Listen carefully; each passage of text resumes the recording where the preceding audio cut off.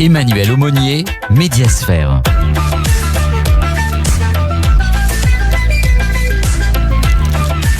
Bonsoir à toutes, bonsoir à tous et bienvenue dans ce nouveau numéro de Médiasphère en compagnie ce soir d'Aurélien Bélanger, l'écrivain. Bonsoir Aurélien. Bonsoir. Cette émission, elle a pour but d'analyser le fonctionnement et l'ambition portée par les différents médias, et c'est une préoccupation qui ressort notamment dans deux de vos ouvrages, la théorie de l'information qui est sortie en 2012 chez Gallimard, et puis surtout le dernier, Télé-réalité, sorti en mars dernier aussi chez Gallimard. Vous analysez un peu les ressorts de la télévision, l'heure de gloire de la télévision dans les années 90, 2000. Qu'est-ce qui vous intéresse dans le fait d'analyser un média en particulier, et peut-être de dire voilà pourquoi il est représentatif de l'époque? La télévision a été, existe toujours et est encore très puissante, mais la télévision a connu une apothéose le moment, probablement dans les années 90, avant Internet. C'est-à-dire que la télévision était seule, triomphante. Elle était la modernité incarnée, le média du futur, le seul lieu où fallait se rendre pour devenir une vedette, pour exister médiatiquement. Et j'ai vraiment connu cette apothéose. On parle d'un temps où il y avait seulement 5 ou 6 chaînes, quelque chose où tous les regards étaient concentrés sur un même lieu. Et je trouvais ça dommage de pas raconter ce que ça avait été, d'autant plus que la télévision a toujours été méprisée par les écrivains et totalement un angle mort de l'analyse. Alors c'est pas vraiment un art, mais c'est quand même un angle mort de l'analyse des images. C'est-à-dire que la télévision est généralement traitée par le mépris, alors qu'en fait on a un gigantesque continent d'images, de solutions formelles qui ont été trouvées pour représenter des images, et je voulais presque l'analyser à la manière d'un historien de l'art. Bourdieu, effectivement, notamment, et c'est peut-être l'auteur, c'est pas de la littérature, mais l'auteur le plus connu sur la télévision. Comment vous expliquez le fait que justement, il y a quand même quantité d'écrivains contemporains, ou qui ont votre âge, ou qui ont grandi avec la télévision? Pourquoi il n'y a pas eu de grands romans centrés là-dessus? Question difficile. Moi, mon projet de départ, j'avais un peu fantasmé un type de livre qui n'existe pas vraiment. C'était un petit livre aux éditions Grasset avec des people, de la coke, du champagne, avec un côté comme ça, fabriquer une sorte de petit monde très caricatural qui est l'image de la télé. Parce que quand on dit télé, en fait, il y a toujours des clichés. Le cliché de la cocaïne, par exemple, tombe très très vite. Et voilà, c'était des choses, c'était des codes amusants avec lesquels jouer. Finalement, mon roman ressemble pas trop à ça, parce que je parle beaucoup plus de comptabilité que de cocaïne. Je pense qu'effectivement la comptabilité est plus importante que la cocaïne en général dans la télévision. Mais disons que la célébrité a été beaucoup traitée, le côté microcosme en fait, comme Balzac traite la presse. En fait, c'est toujours important. La littérature, elle a besoin de raconter cette espèce de miroir aux alouettes qui est la vie parisienne, qui sont les destins qui s'y brûlent, etc.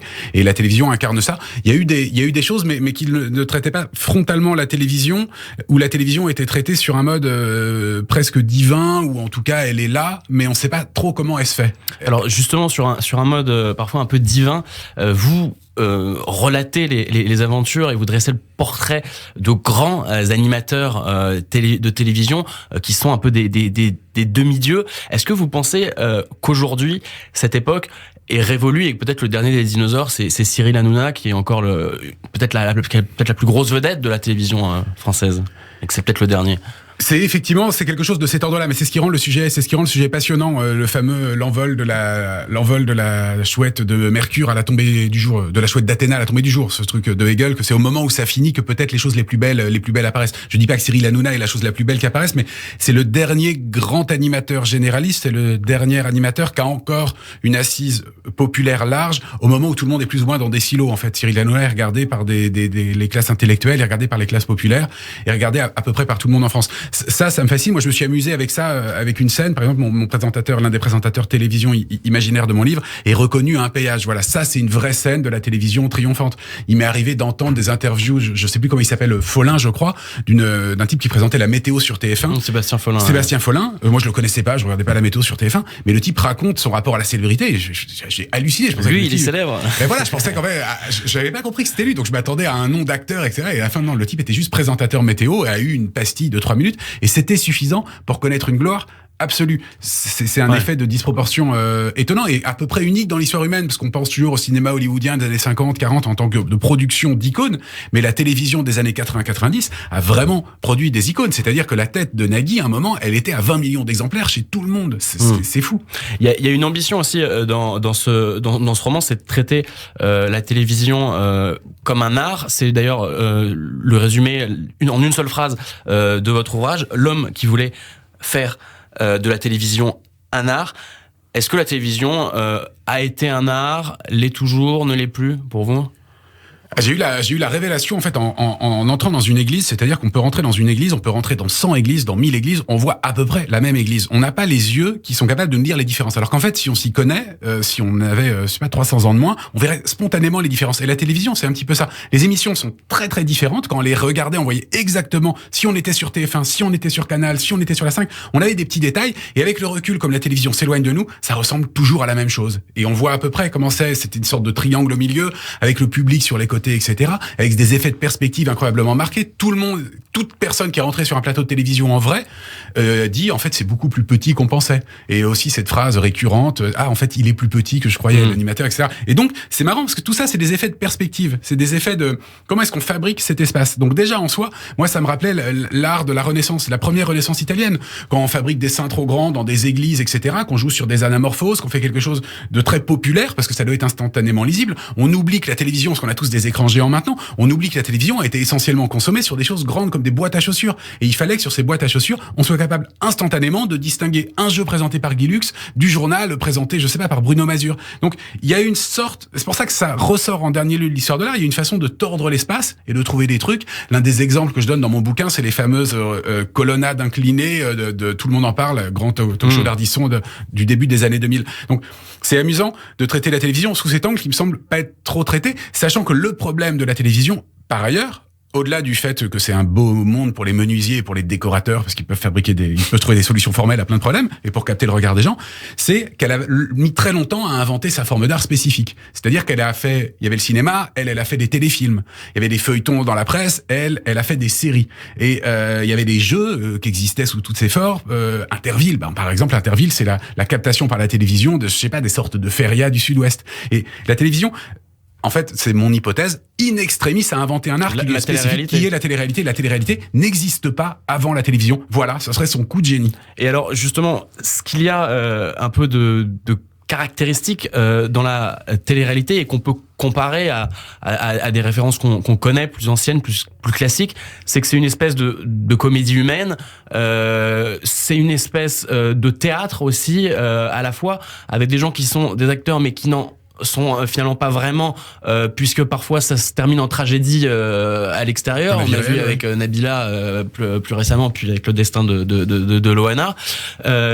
Est-ce que pour vous c'est authentiquement de l'art, une télé-réalité, parce que c'est authentique? Qu'est-ce qui justifie la dénomination d'artistique? Alors déjà, ce qui est compliqué avec la télé-réalité, je pense, c'est que ça existe depuis 20 ans. Donc ça a triomphé. C'est les programmes de flux les plus importants, ceux qui rapportent le plus d'argent et ceux qu'on triomphé mondialement.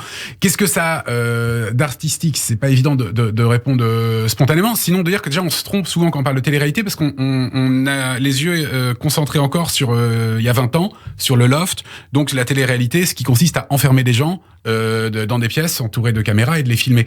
Très vite, la télé-réalité est sortie de ce genre de spectacle, a fait des choses beaucoup plus mobiles et finalement, qu'est-ce qui reste de ça?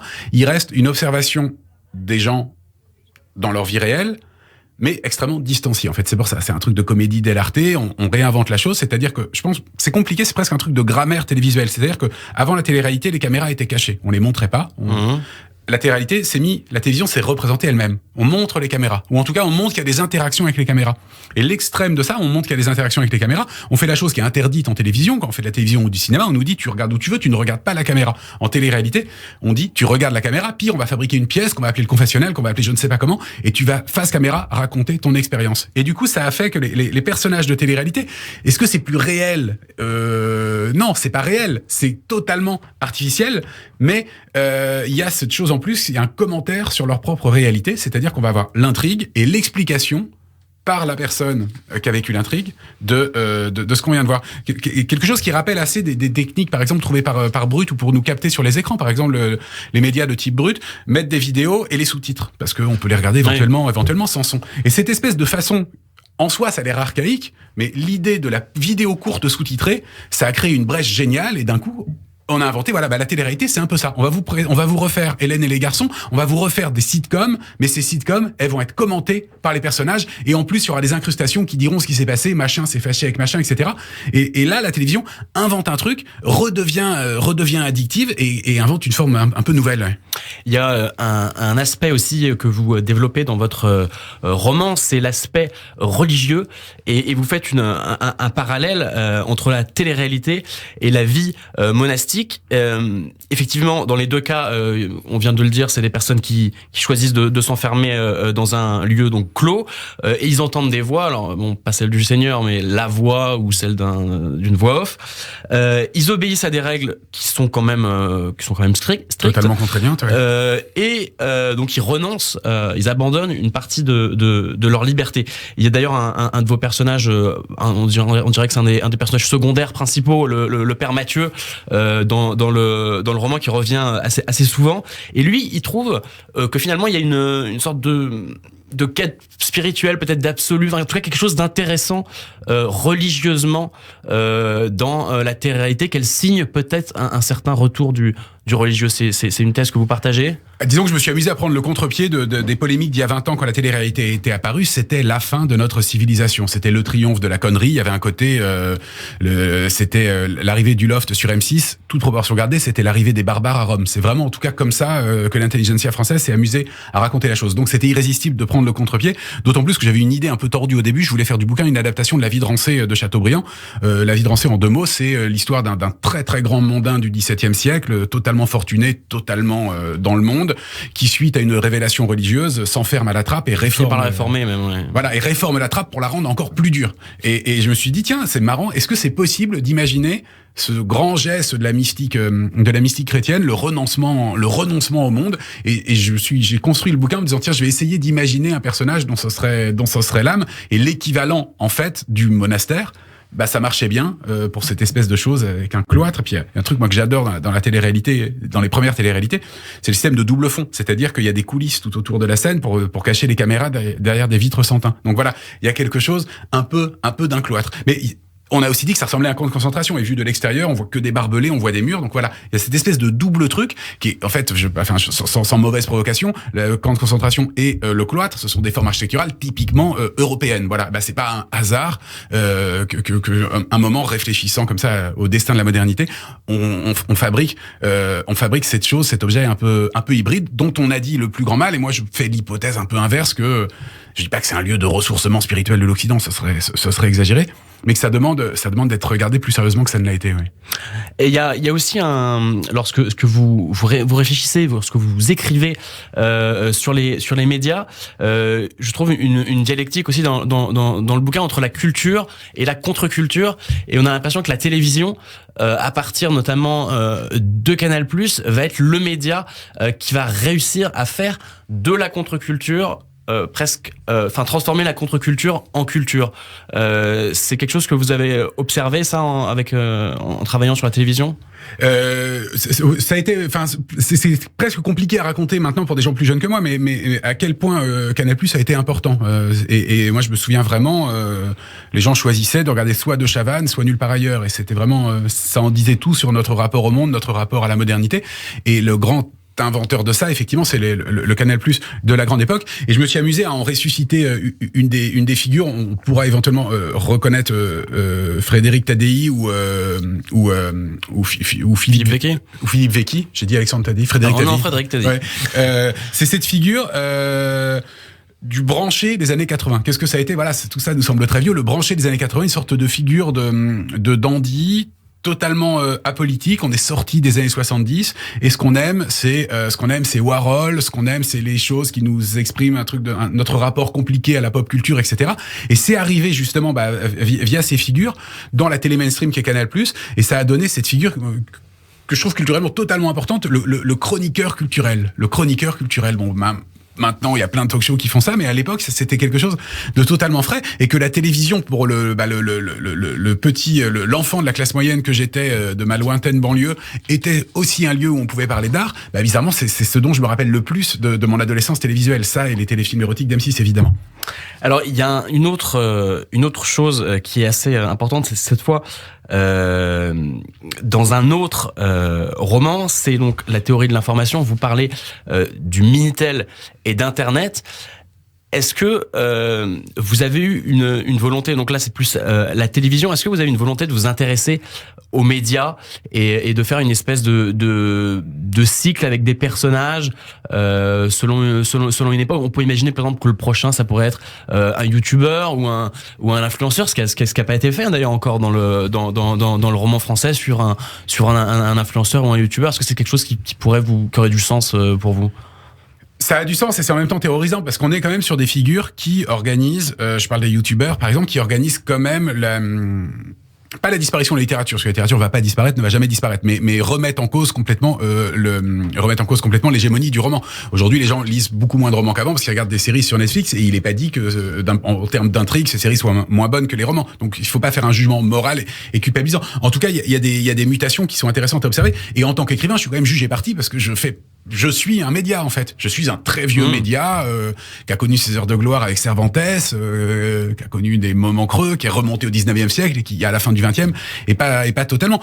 Après moi le privilège historique, c'est que je suis une sorte d'ultime je crois, si on regarde la génération, je suis né en 80 donc je peux encore me rattacher aux milléniaux, mais je suis assez vieux pour avoir connu 20 ans de non-internet et 20 ans ma vie est coupée en deux par l'arrivée d'internet. J'ai extrêmement bien connu le monde d'avant. Moi mon encyclopédie de référence, c'est pas Wikipédia, c'est tout l'univers ou l'universalisme. J'ai même connu Encarta, voilà, c'est dire encyclopédie sur CD-ROM. Donc se situer comme ça à ces mutations, c'est passionnant. Et par ailleurs, c'était un peu le projet secret de ce livre, c'est que je trouve que c'est très très dur de raisonner sur les réseaux sociaux. On l'a beaucoup fait au moment de l'élection de Trump. Est-ce que Facebook joue une responsabilité, etc. Il y a des discours pour, il y a des discours contre. On voit très bien en tout cas, et je pense même que c'est de plus en plus mon hypothèse, contrairement à ce qu'on a longtemps pensé, le vrai média de rupture, c'est pas Internet, c'est les réseaux sociaux. Les réseaux sociaux ont tout emporté, et on voit bien aujourd'hui qu'on est quasiment plus jamais sur Internet. En fait, Internet, on y vient par Facebook, par Twitter, par Instagram, mais on va rarement. De moins en moins, en fait, on tape des choses dans Google, sauf si on veut connaître Wikipédia quand on comprend pas quelque chose. Mais de moins en moins, en fait, parce que finalement, avec les réseaux sociaux et leur mise en scène, c'est encore plus frappant si on prend TikTok, l'un des plus addictifs d'entre eux. Les réseaux sociaux sont devenus des chaînes de télévision comme les autres qui nous diffusent du contenu en imaginant que ça va nous plaire. Et l'idée que j'avais, c'est que ce rapport avec qu'est-ce que c'est qu'un influenceur, qu'est-ce que c'est que ce nouveau partage entre vie privée et vie publique, toutes ces choses qui sont portées par les réseaux sociaux et qui sont des questions philosophiques extrêmement prégnantes, en fait, elles se sont posées il y a 20 ans, au moment de l'apparition de la télé-réalité. Et que comme en histoire de l'art, c'est compliqué d'expliquer notre monde sans en passer par le détour de l'archaïque, on a du mal à comprendre la Renaissance, on a du mal à comprendre Léonard de Vinci si on n'explique pas ce que c'est que Giotto. Et je me suis dit un peu la même chose. Pour bien comprendre le monde qui venait, c'était bien d'en passer par les primitifs. Et les grands primitifs, c'est les téléréalités. Les lofters sur M6, il y a 20 ans, étaient des influenceurs, ne le savaient pas eux-mêmes, mais qu'en réfléchissant sur ces 10 ou ces 11 personnes, je crois, enfermées dans une pièce, on pouvait comprendre les milliers de gens qui aujourd'hui sont sur Twitch, sont des youtubeurs, et auxquels, en dernier lieu, on comprend pas grand-chose parce que c'est une puissance d'apparaître incroyable. Et est-ce que ce que vous analysez aussi dans ce livre, c'est-à-dire la réflexivité de la télévision, le fait que la télévision ne soit jamais aussi douée que lorsqu'elle parle d'elle-même, est-ce que, d'une part, comment est-ce que vous l'expliquez, cette caractéristique, et d'autre part, est-ce que c'est vrai aussi sur les réseaux sociaux? C'est plus compliqué parce que l'histoire s'écrit pas pareil. On a les petits signaux. Facebook nous dit qu'il y a 10 ans tel souvenir peut nous intéresser, mais ils en sont encore. C'est encore ils ont un rapport à l'histoire encore de médias jeunes et conquérants. La télévision, c'est ce que je raconte dans mon livre. En fait, le personnage de producteur de mon livre est très inspiré de Stéphane Courby. Et Stéphane Courby s'est fait connaître, est devenu quelqu'un d'important en s'associant avec Arthur dans les années 90 et en lançant les Enfants de la télé. Et les Enfants de la télé, c'était le moment où la nostalgie accédait au stade industriel. Moi, ça m'avait frappé à l'époque. J'étais au lycée. Il il diffusait des vieux dessins animés de mon enfance, mais aussi des dessins animés de la fin des années 70, donc de pas mon enfance, donc de Casimir. Et tout le monde arrivait au lycée, ouais, Casimir, c'était toute mon enfance, etc. Moi, non, Casimir n'est pas ton enfance. Je sais très bien, tu n'as pas pu regarder Casimir. Mais ça marchait bien. Il y a eu la fabrication d'un récit commun, d'une sorte de nostalgie universelle. Et là, la télévision a vraiment touché quelque chose. Et Stéphane Courby, là, a touché la première mine d'or qui en a fait un des hommes les plus puissants de la télévision française. Mais déjà, la télévision était très bonne. Moi, ce que je préfère à la télévision, c'est les émissions sur les chanteurs de variété morts, ou les émissions de commémoration, les 20 ans du 11 septembre, ce genre de choses. Voilà, cette espèce de rapport au temps, où on prend même plaisir. À un moment, c'était un problème, parce qu'on disait que les années Mitterrand seraient perdues, parce qu'elles ont été tournées sur VHS, et que la VHS tenait moins bien que la pellicule. Moi, j'ai regardé l'autre jour un documentaire sur l'affaire Boulin sur France 2. C'était totalement délicieux de voir ces couleurs un peu dégoulinantes, de voir ces juges comme ça, dont les vestes s'effilochaient dans les brins magnétiques des bandes. Voilà, ça fait aussi... Ça donne un cachet. Ça donne totalement une esthétique. Et ça, moi, ça me parle beaucoup, parce que ça me touche assez. Et en vrai, en dernier lieu, ça rejoint l'expérience un peu proustienne de la littérature, d'être un rapport au temps, distancié, retravaillé, etc. Et la télévision, en vrai, quand on a l'impression comme ça d'être coincé à l'intérieur d'un magnéto, touche aussi à quelque chose d'une expérience artistique. Ouais. Charles Trenet, dans votre livre, vous le faites parler. Il dit le seul équivalent, il dit que la télé-réalité, est le seul équivalent contemporain de l'opéra. Là aussi, c'est une façon de dire. C'est l'ancien monde qui regarde le nouveau, parce qu'en fait, Charles Trenet, c'est une vedette du music hall, et plus encore, c'est une vedette de la radio. Donc en fait, il sait très bien ce que c'est qu'avoir été une vedette en fait, il n'aurait pas existé s'il n'y avait pas eu la radio. Et donc il regarde la télévision avec bienveillance, et puis lucidité. Il sait que ce système va générer ses propres artistes, en fait. Et effectivement, un artiste de variété, c'est pas quelqu'un qui a fait une carrière sur scène spécialement, c'est quelqu'un qui a fait une carrière chez Michel Drucker, dans Champs-Élysées, dans les années 80-90. Et de la même façon, il y a une transmission de témoins à un moment qui s'opère en plus bien avec les réseaux sociaux, quand on allume Twitter, par exemple, et qu'il y a que des prénoms à droite, on sait pas du tout qui c'est, il y a Priscilla, machin. En fait, on se rend compte qu'en fait, c'est des gens qui sont en ce moment même sur une télé-réalité. Et que d'un coup, la télé-réalité fonctionne sur 2 écrans, donc elle transmet déjà. C'est la télévision, mais qui est déjà bienveillante avec les réseaux sociaux, et qui fonctionne comme ça sur un système de double écran. Donc voilà, c'était amusant de prendre Trenet comme une figure de transition entre 2 mondes. Alors, il y a un mythe aussi un peu rousseauiste de la télévision, c'est ce dont on parlait à l'instant. Les programmes seraient faits pour être regardés par tout le monde en même temps, comme ça on parlerait en temps réel, enfin on les regarderait en temps réel et puis après on en parlerait. C'est ça la télévision idéale pour vous, c'est une espèce de communion totale? Mais c'est amusant parce que c'est quelque chose. Moi, je me souviens, je lisais dans les années 80, donc quand j'étais enfant, des livres qui racontaient le bon vieux temps dans nos campagnes. Et genre, à l'époque, on se mettait au coin du feu et on se racontait on appelait ça la veillée, on mangeait des châtaignes et puis on se racontait des contes. Et déjà, ça me paraissait un peu kitsch et en même temps, j'avais déjà l'impression de vivre dans la décadence parce que ouais, c'est vrai, pourquoi j'allais voir mes parents, pourquoi on fait plus de veillée, enfin qu'est-ce qui se passe, c'est la décadence. Et je voyais bien en fait qu'ils regardaient la télévision. Bon, c'est pas bien. Et puis on voit bien quand on se balade dans une ville et que toutes les télévisions sont allumées, on a l'impression qu'en fait les gens communiquent pas, qu'ils sont dans des bulles et puis on les voit silencieux. C'est très triste comme scène. Donc, mais c'est vrai. Par exemple, au moment des gilets jaunes, on a presque regretté l'unanimisme bienveillant du TF1 de la grande époque, en oubliant au passage qu'on a détesté TF1. Voire pire, on s'est mis, je me souviens, c'est une discussion que j'avais eue avec un ami, on s'est mis à se dire que l'esprit d'ironie de Canal, en fait, c'était déjà du proto-complotisme, c'était on riait de tout, etc. Et on s'est mis à inverser les valeurs. Alors que moi, j'ai grandi dans un monde où TF1 c'était le mal, Canal+ le bien, et puis les choses étaient très simples. Et en fait, c'est devenu compliqué en fait ce rapport à la nostalgie télévisuelle. Donc en fait, en vrai, en bon marxiste, je dirais qu'en fait la télévision a été un instrument d'aliénation au service du capital. Point. Et que ce qu'on appelle la pseudo-unanimité de la télévision ancienne, c'était juste que les conflits de classe étaient plus ou moins en sourdine, en fait. Donc voilà, c'est amusant de voir qu'ils réapparaissent dans les réseaux sociaux et que les réseaux sociaux, finalement, c'était frappant justement au moment des Gilets jaunes, sont devenus une sorte de dissidence intellectuelle d'un récit dominant. Donc c'est compliqué. En tout cas, c'est compliqué d'avoir cette nostalgie avec la télévision du bon vieux temps. Ouais. Vous avez énormément regardé la télévision. Est-ce que vous la regardez toujours aujourd'hui beaucoup ?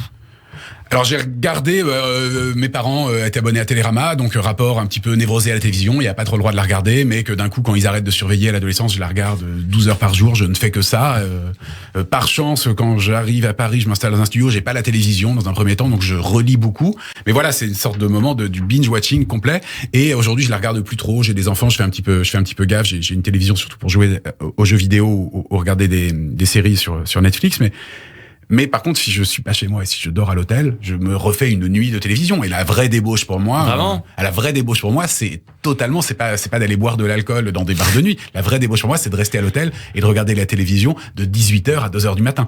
Et je le fais, dès que je peux, je le fais et rien me rend plus heureux. Ouais. C'est vrai, vous regardez quelle chaîne alors plutôt? Je commence par les talk-shows, j'aime beaucoup la dynamique d'Hanouna où en fait il y a des rediffs tout le temps. Et donc en fait, il y a un moment, je sais pas si c'est toujours ça, mais à un moment on allume la télé à n'importe quelle heure, on tombe sur des Hanouna, et comme en plus c'est une émission hyper méta où il y a eu une polémique la veille et que le lendemain ils reviennent sur la polémique de la veille, au bout d'un moment le temps se mélange, on sait plus ce qui se passe, ça crée quelque chose comme ça de totalement arborescent et totalement fou. Et à la fin, je regarde récemment, je suis tombé totalement accroché à un documentaire sur Sardou, qui est pas un chanteur que j'apprécie, et soudain je suis totalement retourné, ému aux larmes par un documentaire sur Sardou. Anormal, mais marrant quoi, comme expérience. Alors justement, Hanouna, c'est un peu le génie de la réflexivité. Lui, pour le coup, peut-être que personne l'a exploité autant et aussi vite, parce que c'est la réflexivité du jour au lendemain. C'est assez fou en fait. Enfin, c'est très compliqué Hanouna, parce que une part rationnelle de moi me dit qu'en fait c'est pas sérieux d'inviter aussi souvent Jean Messia, et qu'à un moment ça joue un rôle majeur dans la dégradation du débat public. Et d'un autre côté, de façon objective, on a face à soi un génie de la télévision.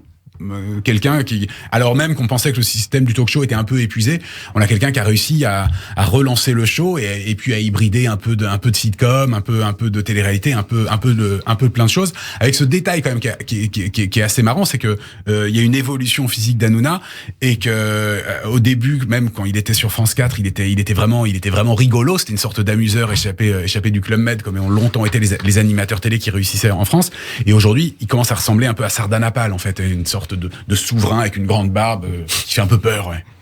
Alors, vous avez, vous-même été chroniqueur, vous êtes entré dans la télévision, dans l'émission de Mouloud Achour, Ah oui, évidemment, ouais. sur Canal+. Alors, qu'est-ce que ça vous a fait? Alors, avant, vous étiez quand même invité sur les plateaux télé, mais vous n'étiez pas un personnage dans une émission. Deux choses, c'est très très dur, parce que j'avais pas de prompteur, parce que je devais lire un texte, voilà. Donc techniquement, j'ai été confronté au fait que animateur et chroniqueur est un vrai métier et demande un don que j'avais probablement pas. L'autre chose, c'est que j'ai découvert, parce qu'en plus on était diffusé on enregistrait le jeudi, on était diffusé le vendredi. Donc je marchais dans Paris en même temps que j'étais à la télévision, et je savais très bien qu'en fait personne me reconnaissait évidemment, mais que j'avais cette espèce de bouffée narcissique totale de je suis à la télévision. En ce moment, vous me voyez, mais je suis à la télévision, avec un côté je ne suis pas sur Terre, là je suis au paradis. Et ça m'a fait assez plaisir de se reconnecter avec ce qu'avait pu être la télévision, comme quelque chose qui rendait totalement dingue en fait. Est-ce que, pendant longtemps, donc on vient de parler de la télévision, on vient de se demander si c'était un art ou pas, dans quelle mesure le sacré, en tout cas, ça a été d'abord la fabrication de l'image. La télévision, par essence, c'est la fabrication de l'image. Est-ce que c'est un sophisme de dire que du coup, ça produit du sacré? Un sophisme, non, un raccourci certain, parce que la production de l'image a été lourdement laïcisée avant que la télévision arrive. On passe pas directement de l'icône à la télévision. Mais oui, en fait, en dernier lieu.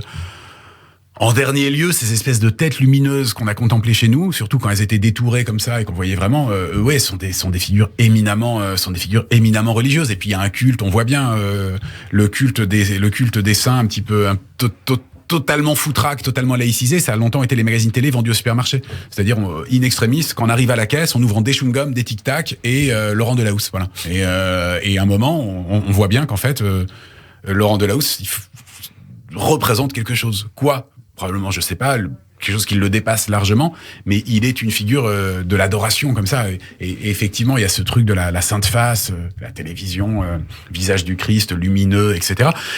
Tout ça est très bordélique, mais on dit beaucoup aussi sur la postmodernité, sur la postmodernité de notre époque. Moi, j'avais noté ça, et je peux pas faire une obsession sur Cyril Hanouna, mais Cyril Hanouna, il y a une tonalité religieuse dans son émission qui est assez étonnante. C'est-à-dire que le point de départ de toute conversation en France, c'est une sorte de laïcité de l'extrême, et Dieu n'existe pas et la religion n'est pas une question.